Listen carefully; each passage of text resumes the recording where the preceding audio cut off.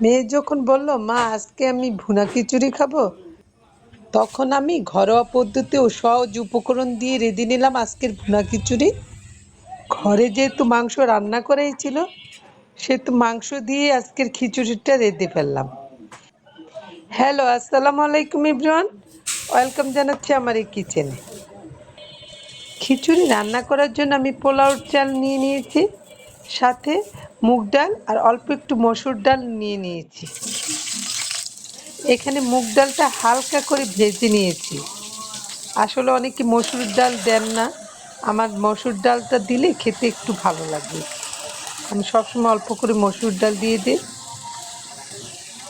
গরুর মাংস যেহেতু আমি খিচুড়ি চিন্তা করে রান্না করা হয়নি, সেই জন্য আদা রসুন পেস্ট সহ মাংসের সব মশলা একটু বাড়িয়ে দিয়ে মশলাটি একটু কষিয়ে নিলাম।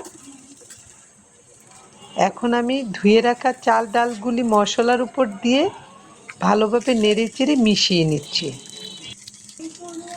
তারপর গরুর মাংসটাও দিয়ে দিলাম। গরুর মাংস চালের সাথে ভালোভাবে নেড়ে চেড়ে একটু মিশিয়ে নিব। একটু চালটাও কষানো হয়ে যাবে। আসলে গরুর মাংস যদি বেশি করে রান্না করে ফ্রিজে রেখে দেওয়া যায়, যখন তখন নামিয়ে আমরা খিচুড়িটা রেঁধে নিতে পারি। আর গরুর মাংস দিয়ে খিচুড়ি রান্না করলেই ভালো লাগে, মজার হয় খেতে। মাংস ছাড়াও খিচুড়িটা রান্না করে নিই আমি অনেক সময়। আর এদিকে সবশেষে আমি মোটা মোটা করে কেটে রাখা পেঁয়াজও দিয়ে দিলাম।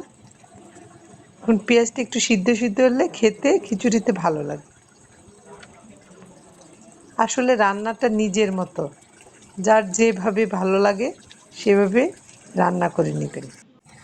আর ঘরোয়া রান্না যেহেতু দু একটা মশলা কম বেশি হতেই পারে, শুধু লবণটা খেয়াল রেখে রান্না করলে, আর মরিচ যার যার পছন্দ মতো দিয়ে নেবেন। লবণটা তো সবাই একই রকম খায়। খিচুড়ির পানি টেনে এসেছে, এখনই ঢাকনা দিয়ে দমে দিয়ে দিতে হবে। খিচুড়িটা একটু সফট সফট হলে খেতে ভালো লাগে বেশি, সেজন্য আমি 30 মিনিটের মতো দমে রেখে দেব। তাহলে চাল ডাল দুটোই ভালো সিদ্ধ হবে, খেতেও ভালো লাগবে।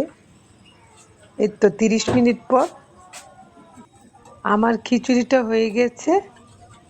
এখন একটু ঘি ছড়িয়ে দিয়ে নামিয়ে নিতে হবে। খিচুড়িটা দেখে নিশ্চয়ই বুঝতে পারছেন কতটা মজার হয়েছে আর কতটা সফট হয়েছে। আসলে খিচুড়ি একটু সফট হলেই আমার কাছে খেতে ভালো লাগে বেশি। এখন খাওয়ার পালা। সবাই ভালো থাকবেন। আল্লাহ হাফেজ।